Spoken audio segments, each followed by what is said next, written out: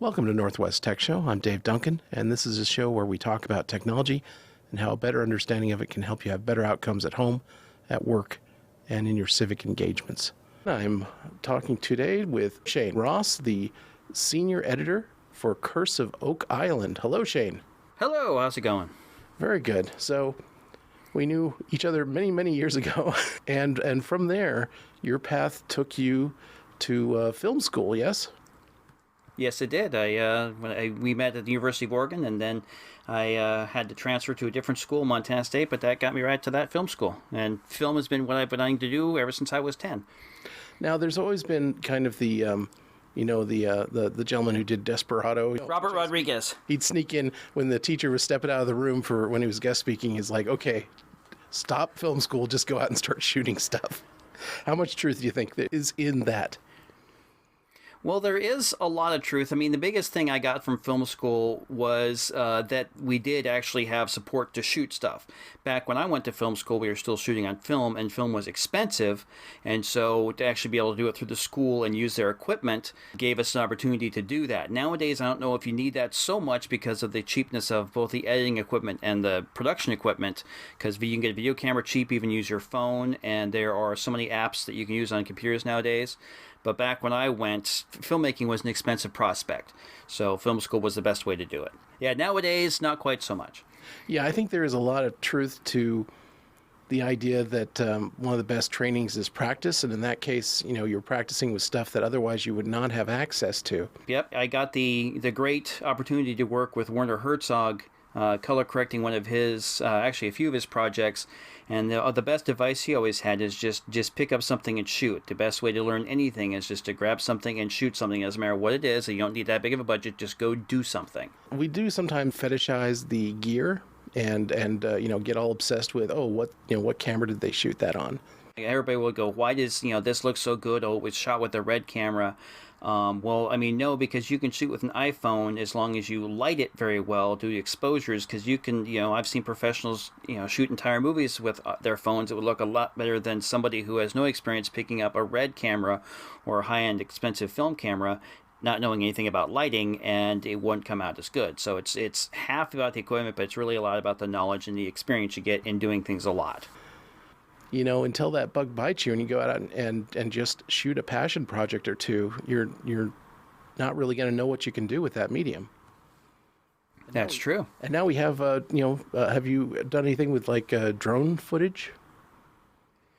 Well, I mean, in almost all the projects I do, drone footage is a big part of it. It was not like 5 or 6 years ago that we had to use helicopters to shoot around Oak Island, and now we have drones. And so drones have really taken off, and now, because of the cheapness of this, we can have all these aerials that we couldn't have just 5 years ago. And it so much changes the production quality look of something. And as you say, yeah, it's helicopter time. It's fuel, flight clearance is that, plus the fact if you get really close, the rotor's going to of course blow wind everywhere. And nowadays with the drones, you can get kind of close, and the wind's not going to blow everything everywhere. So, yeah. What is the most important experience to have with a camera or editing to really start to dig into some sort of expression of what you can produce? You always want to light well. You want to know what the strengths and weaknesses of your camera are. Some don't shoot very well on low light, so you might need to bring some lights in, or do the whole Dogma 95 thing, is make sure you have windows open and good lights in there. But it's always just making sure that you have enough light in there, and the only way to do that is to really do a whole bunch of testing. That's one thing that we do a lot, is test things. And even with editing, it's the same kind of thing. You might go, I'm going to go shoot this thing, and then we'll deal with editing later. Well, no, you kind of have to shoot some test footage to see how well that's going to work in the edit system, because there are issues like with the iPhone. It doesn't shoot what's called a constant frame rate. It doesn't shoot straight 2398, which is a 24 frame rate, or 29.7. It will shoot something that's like 23.87 that kind of fluctuates back and forth. So you have to use applications to convert that to something that's more of a straight frame rate. then that would be easier to edit with, because even some of the iPhone footage is so compressed in such a way that even editing with Apple software is a little tricky. So you have to shoot tests and, edit tests and bring that in and see how well things work. Yeah, I mean, almost any camera, if you give it enough light, will give you something interesting. Yeah, biggest thing is lack of light, or and I guess that's one of the big experience I had is in film school. I love this because in film school, when I was in film school, X-Files was the biggest thing on TV, and I thought that yeah, yes, and it was one of those that used darkness rather well. And I remember going, I want to shoot something like really dark like this, and my cinematography teacher said, the clue to darkness, or the key to darkness, is light. I'm like, really? He goes, yes, look. It's bright here, it's bright there, it's bright here, which allows the darkness to be dark, because you need the real bright to make it really dark. And so, yeah, the key to darkness is to make sure you have lighting. So the key to making anything look good is to make sure that the lighting is there, because even like just plain flat lighting is not going to look that good. But if you cast some light in the background, or you make sure that there's just enough light hitting your main character, even if you want the scene to be darker, you can always color correct the dark a little bit later, but you need light. One of the other things I've thought that's just been really marvelous in recent times is all the things you can do with LED lighting. It's great because it also doesn't take a whole lot of power to cast a great amount of light. So, yeah, you can get super portable with those, although I've been told there are some cheap ones that they control the amount of light by changing the frequency. You might start getting a strobe effect when you turn down the light. That's true. No, I remember I went one year. I was shooting. I was going to shoot a video for NAB, National Association of Broadcasters, and every year in April they have this big presentation of all the broadcast gear. And so one year I went out and I was going to shoot a bunch of stuff. I was using my Canon 7D, which I thought it does well. It does well in low light, and I shot a whole bunch of things. But then I realized as I got back, the people I was talking to were dark, and the big thing behind them was bright. And if I tried to brighten them, the thing behind them got brighter, and then all this grain came out. And I'm like, oh, I've been doing this for a long time, and still I kind of went, oops, I fell into that trap. Then the next year, I was able to borrow from a friend an LED light just to put on top of the camera, and that changed everything. So, yeah, if you get some any light source up close is going to have a huge effect. Yes. The thing that kind of struck me about the 7D, excellent image quality, but is there a little bit of an anti-aliasing problem that you have to deal with in post if you do that? The biggest issues I had with that, were it was still 8-bit, so you'd still see some the grain, some of this banding.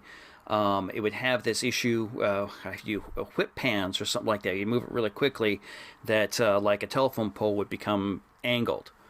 Rolling shutter, and then sometimes because of the compression of the camera, yes, there'd be you'd have to deal with some of the anti-aliasing in terms you'd have to try to convert it to a different format for editing, because that would kind of help pull things in. So it's a big issue we had with DV was DV would have its own little quality issue with the stair step, and we would blur that a little bit. So yes, that's one thing to do, is you blur it like 2%, but that would also, what we'd have to do with this thing called a moire, which is where you have either art that is line art or a bunch of dots, or if you have the Venetian blinds on a wall, or somebody wearing a shirt that is very stripy, you'd have to throw a slight blur on that so that it wouldn't do the weird wavy line thing. Yeah.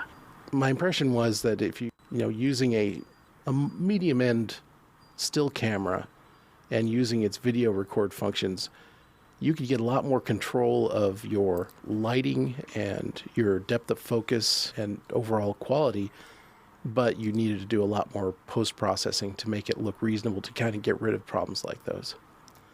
Correct. The biggest thing with the depth of field, stuff like that, is always what kind of lens you could put on it. And still camera lenses are always pretty, a lot better. Like what you can get in a 7D, you can interchange any lenses, was a lot better than what you can get with just a stock camera. That's what they call an ENG style, where you just put it on your shoulder, or you just throw it on there. That's just more video, newsy style, and so it really wasn't designed for depth of field, and that's why everybody liked the ones in the still cameras, because they could put on these lenses that was designed to create this depth of field. And when you got those, your image turned out fantastic, but the issue was is that it would record to this lower end format, this compressed H.264 8-bit format that would take, that wouldn't be the best to edit with. You'd have to convert to something else, and or you can connect now external recorders that record at a higher end format such as ProRes, and that would help with the image quite a bit. Yeah, back in the analog film days, we had the concept of generations of copy, and now it's, number of conversions you've put it through. Yep, and that's one of the good things about the higher end formats like ProRes and DNX HD is that you can go through about 6 to 8 compressions before you start to see the difference in the quality. So that's where it's really good to use those formats. So getting back to now, if someone is kind of pursuing a career, or a lot of skills could be useful just for personal use, and either doing gig stuff or as an enhancement to some other job. Even like the presentation, maybe instead of the PowerPoint presentation, you have you put together a short video. Well, nowadays video is more is everywhere. It's almost in every field. There's video. There's realty video. There's corporate video in terms of showing off a new product to the masses at a trade show that you would normally have either cards or, as you said, PowerPoint. There's video just in social media. There's the kids that would do a little video just to have goofy things. But there's wedding video. You would show video to give your presentation to your boss on a certain project. Video is in pretty much every aspect of anything lately. Okay, so back to kind of current careers in videos, and I'm sure this has evolved since you got your start. But what is kind of the entry path into some sort of professional video career, either in entertainment or industrial video?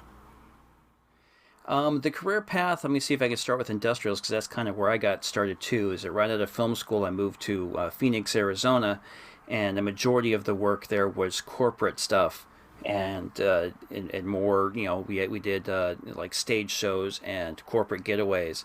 And I think just the best way to do that is to just knock on their doors and try to be, I need help lugging equipment around, be the PA, be the production assistant, be the person to just kind of go, can I do anything you need to be done around the office? And then, then they might need to bump you up. I did find myself at a production company, and I did have some camera experience, so they did hire me to do camera, but they mainly needed someone to manage the office. So I was there to write the checks, pay the bills, and then occasionally I cut a wedding video, but I didn't do a whole lot right away because I had to get used to my skill set. Don't get over focused. If you need to be kind of a utility player if you're getting into these kinds of creative fields. Yes, the biggest thing is to try to be there, be useful, be reliable. The biggest thing that people see is if you show up, you do your job, you don't complain, and you just do it, and you're consistently showing up, doing your job, and not complaining.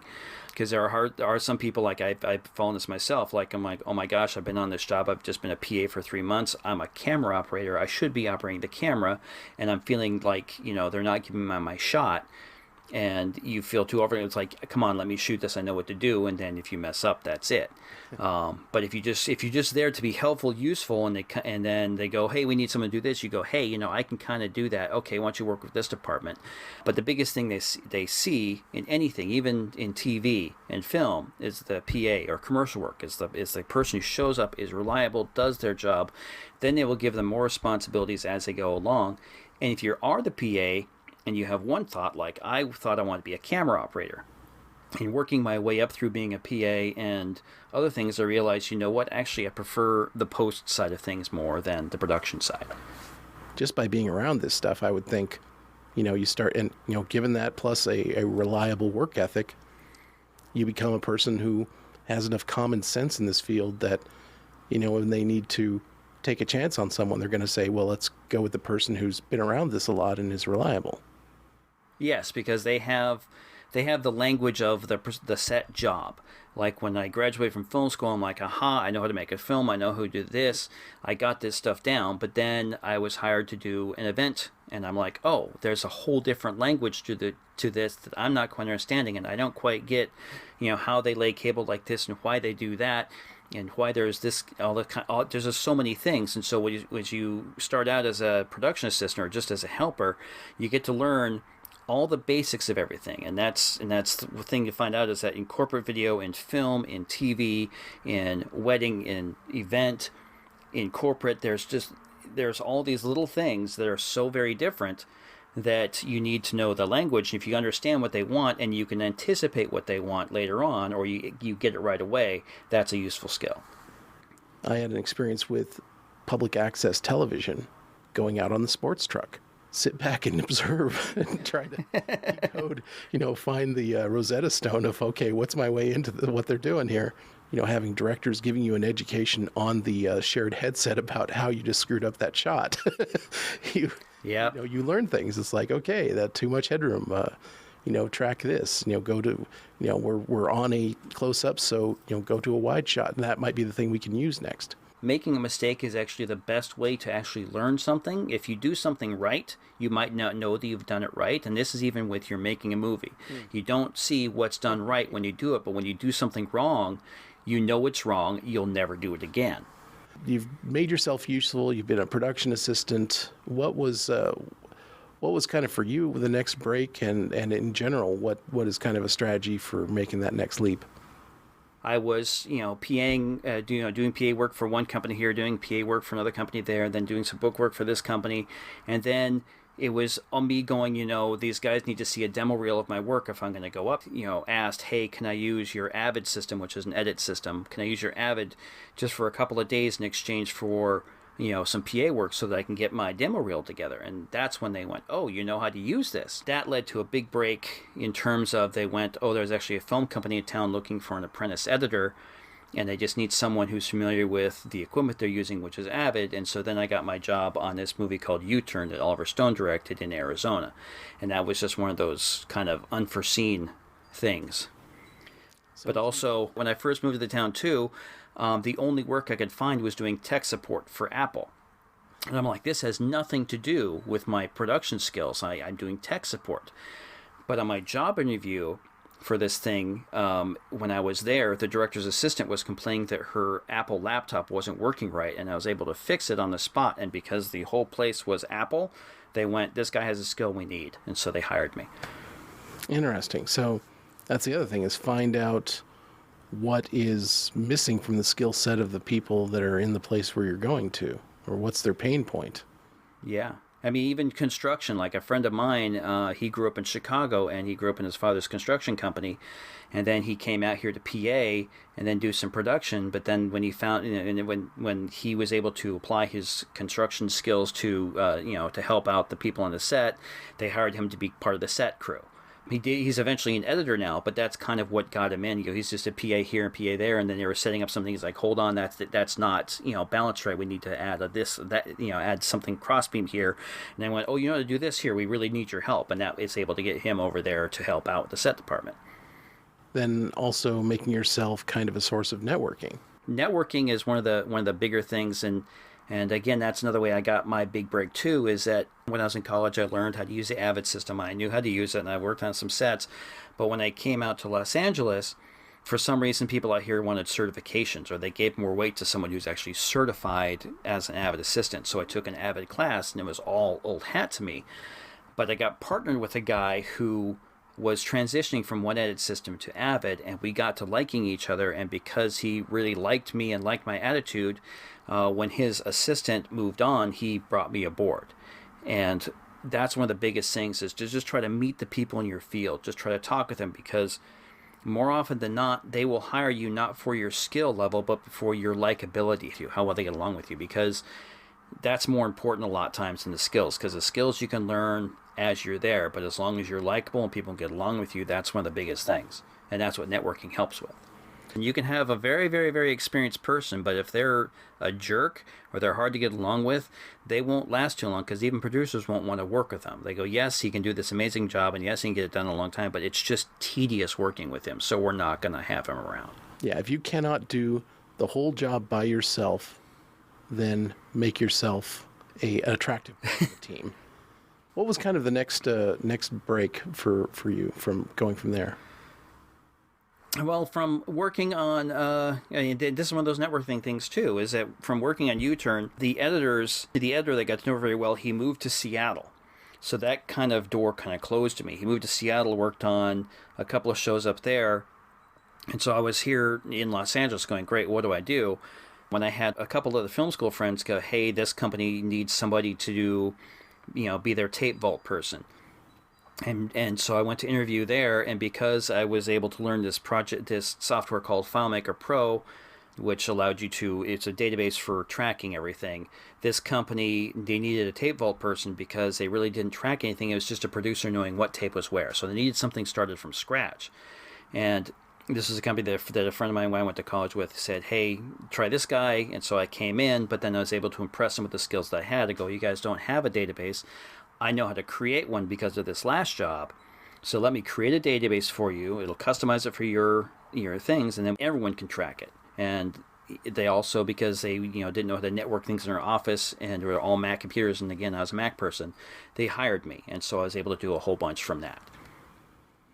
What are kind of the general lessons we can draw here? Make yourself useful. Try to have, just whatever skills you can apply, try to apply any type of unique skills you have to situations.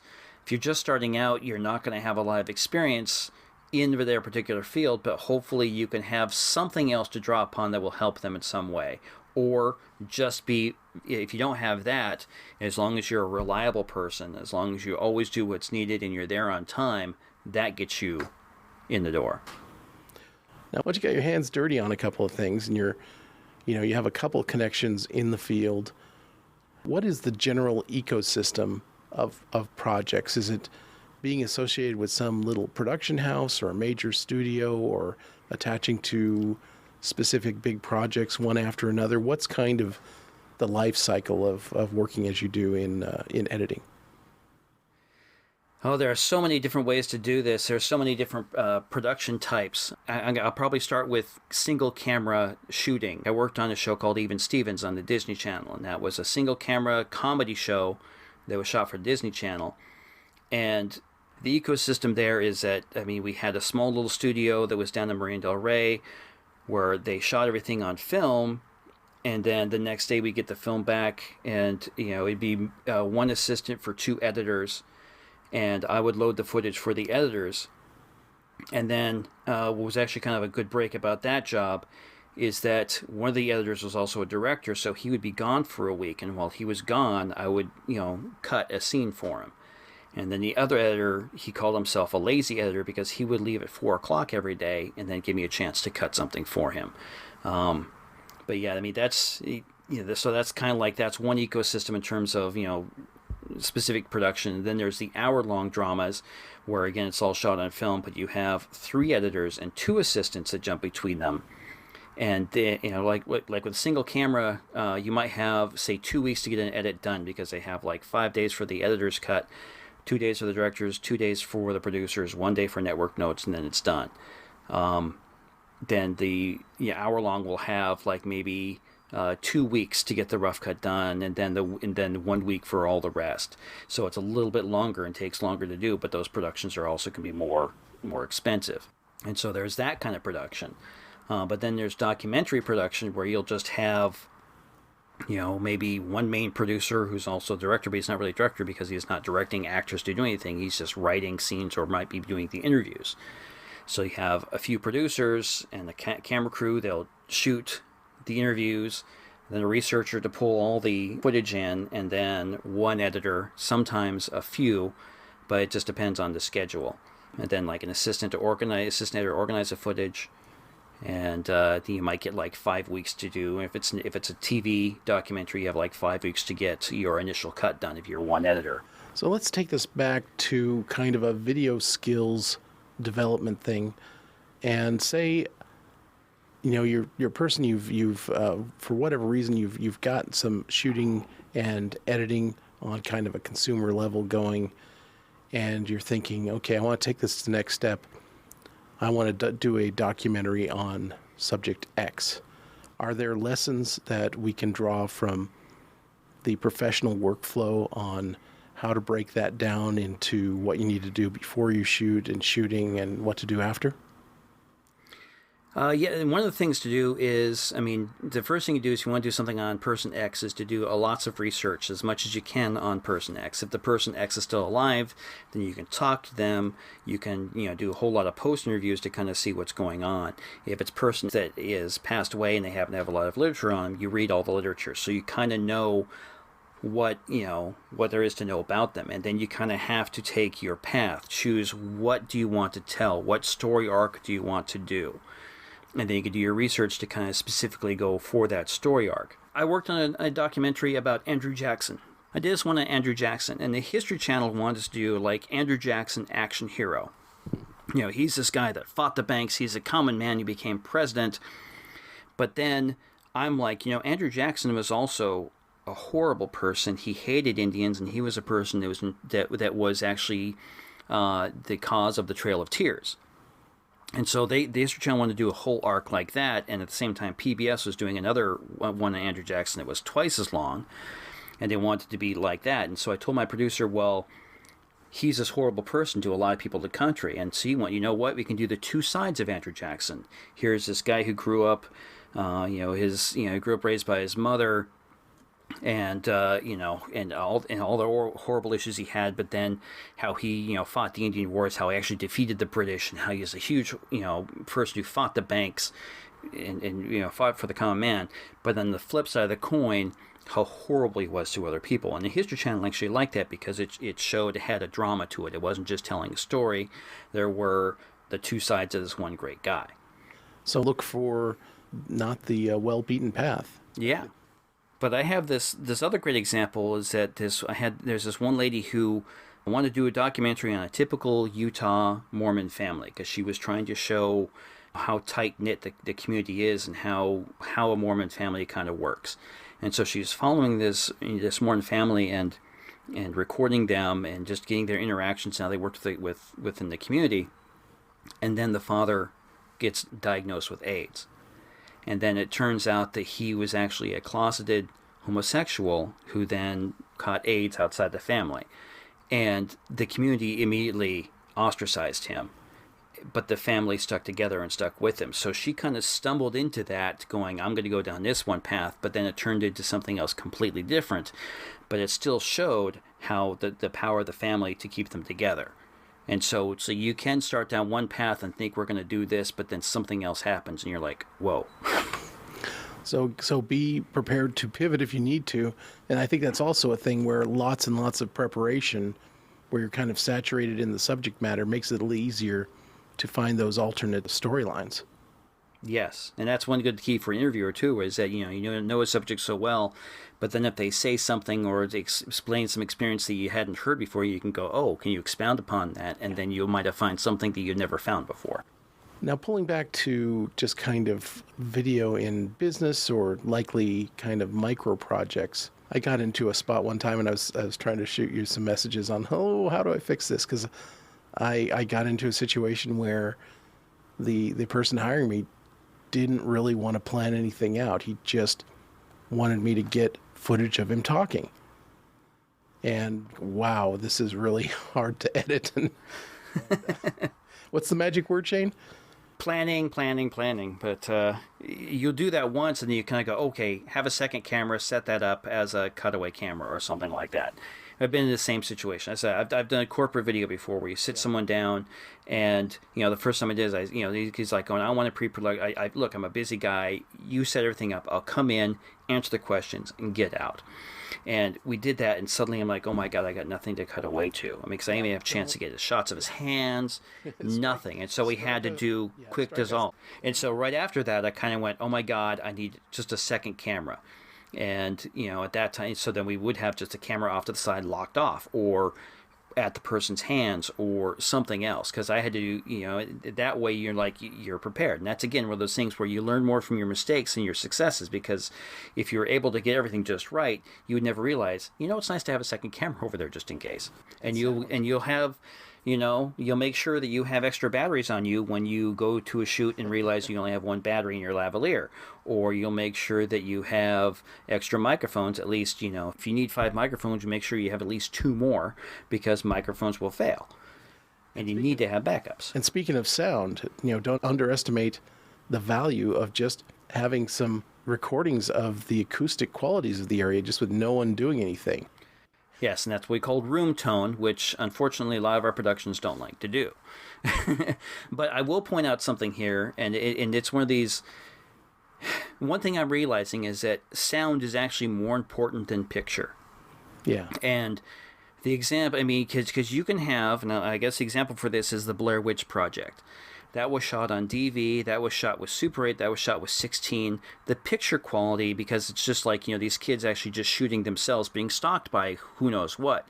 The picture quality wasn't that good, but their audio was clean and crisp, and you can hear everything they say, and it was really good. And even Robert Rodriguez's El Mariachi, the picture was kind of rough on that, but they spent a lot of work on the sound, and the sound was clean and great.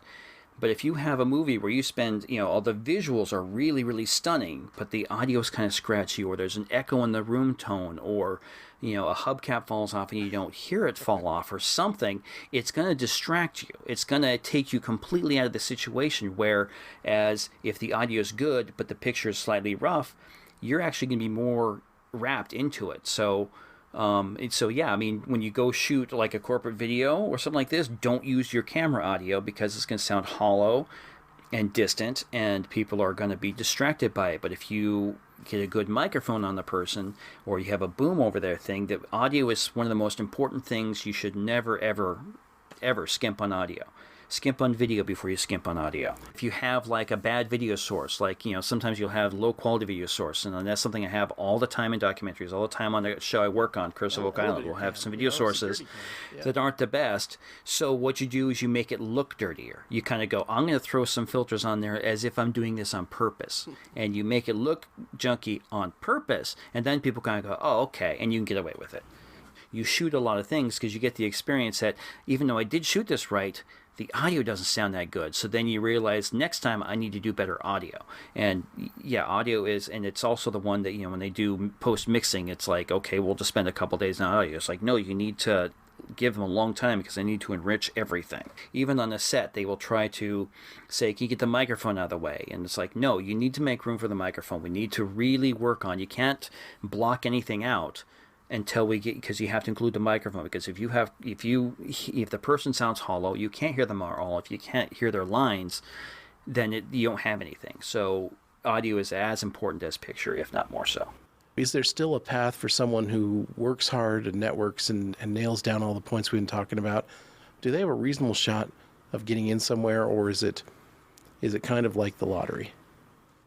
Well, it's as I say, it's not the lottery. I mean, one person I remember talking to a lot, this other editor who, he was skyrocketed in terms of, he owned a post house, but then he decided he didn't want to do that.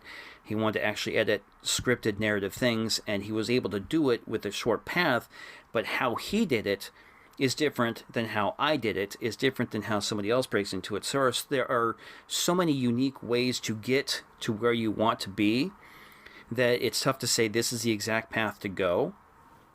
Because there are some people who, it's like you would say the path to video editing is you either you PA or you apprentice editor, then you assistant edit, then you edit. But I know people who have never assisted edited, they jumped right into editing. They never had to do that. Or I knew someone who was, he wanted to be a director, and you would think that the route to go that would be to be a set PA, to work maybe camera department, to then be assistant director, to be a director. Well, no, he was an editor that then jumped right into the director's chair. So the way to do that, again, is the biggest thing is to be a reliable person, be the likable person, but also, yes, be good at what you do, but what gets your foot in the door. And it's tough to find out, how do you get your foot in that door? I had to pass out so many resumes, it was sickening, but the person who gave me the break was a person who said, you're sending me so many resumes, I just want you to stop. And so they hired me. I'm just going to bring you in so I can get on with firing you and not have any more resumes. But I kept sending them because I kept going, no, I don't think I formatted this one right. Let me do this one. I sent it. And I'm like, I don't think I formatted that one right. Maybe that's why they're not hiring me. And so, yeah, the person hired me because they're like, you know what? It was really an odd study that every single one of your resumes would be different, but I'm just tired of receiving resumes from you. So that's one way to do it, too. But as I say, the biggest thing is to, if you want to do event things, try to go to the events you can and maybe talk to the people to say, hey, is there any way I can help out with your next one? If you need help, please give me a call. If you want to do like corporate video, try to find the companies to just go, hey, is there any way I can help out at all? If you want to, work in Hollywood, it's try to get the PA, or it's always tough to try, if you're like out of the blue dropping into Hollywood, how do you meet people to get the job? That's always the toughest thing. So you might have to take other jobs in the meantime and then go to networking events, because there's always networking events. Like in Los Angeles, we have the LA Post-Production User Group, the LA Creative Post-Production User Group, and then there's camera meetings. We have the Blue Collar Post Collective, and it's just always for people to hang out with other people. So when you become friends with somebody that way, when someone comes along and says, we need a post BA or we need an assistant editor, do you know of anybody? Because that's really the best way people get jobs. It's not more of handing the resume out and the person finding a resume and going, oh, this person looks good.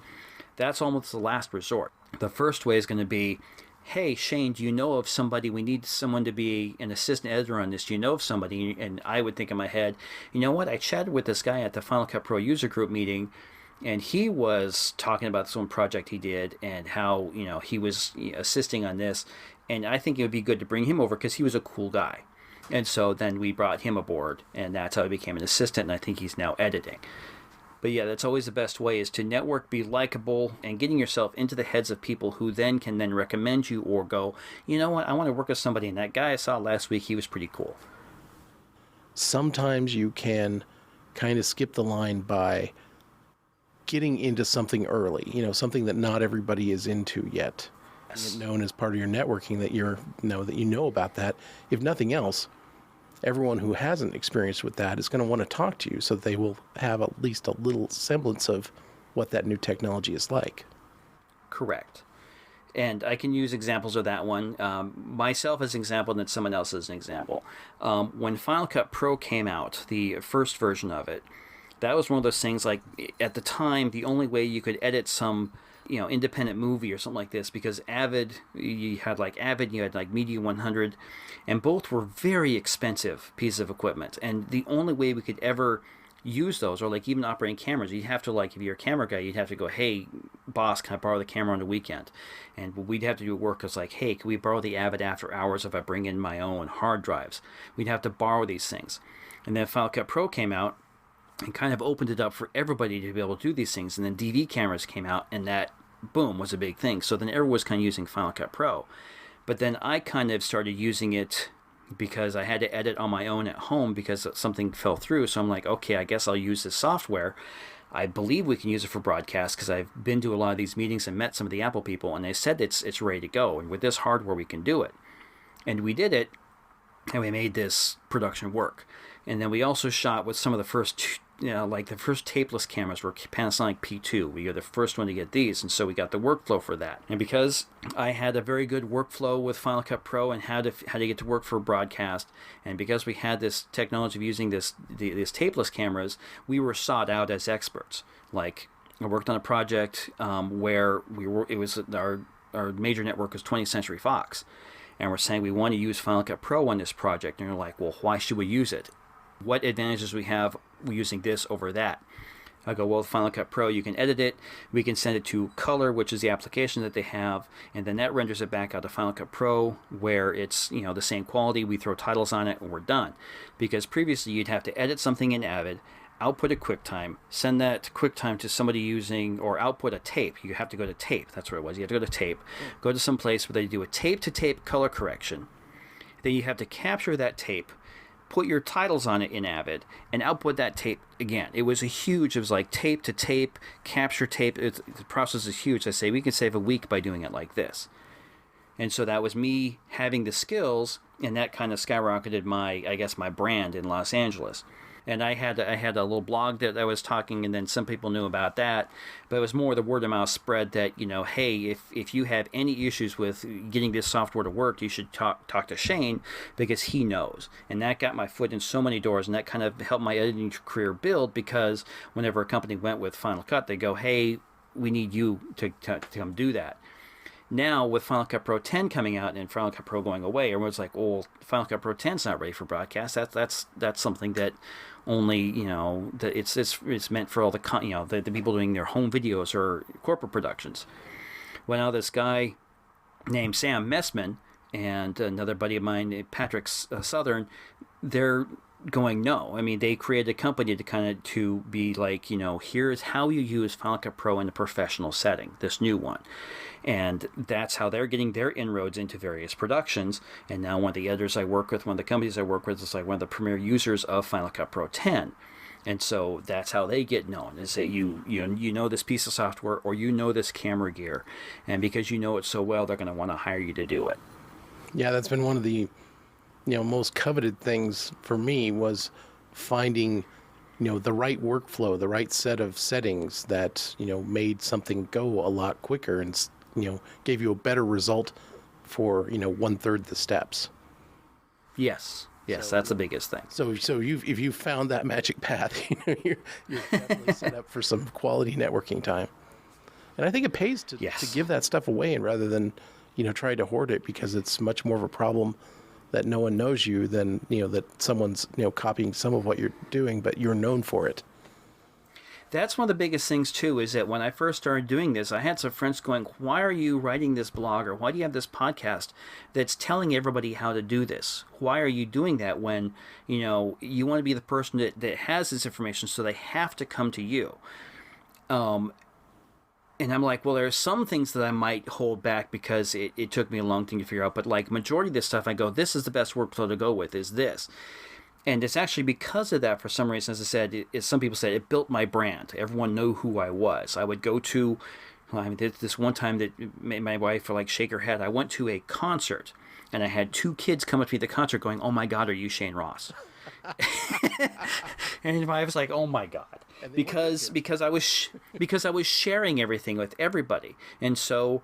And because of that, you had a whole bunch of people who knew how to do something, but I would still hold some stuff back. They would still come to me because they go, "Okay, you're showing these basics, but then how do you do this specific thing?" I go, "Okay, well, here, let me show you. You can either come here and I can do it here, or I can show you directly how to do this." But then they would kind of go, "You know what? Instead of just showing us how to do this, why don't we just hire you to do it? Because you can show us, but we know you're the best at doing it, so you can be the one that does it." They want the result. Yeah, and I have had clients, and that's one of the other issues too, is that people go, if you're giving this away, then they'll never want to come back to you. Or like, one of the things we have is like when you color correct a project or when you edit a project, people will say, "I'm going to hold on to this project file. I'm just going to give them the final project because they'll never want to come back to me again." And I'm the person who goes, when I'm done with the project, I'll provide them a hard drive with all the media, all the graphics, all the audio, and the project file, and give it to them.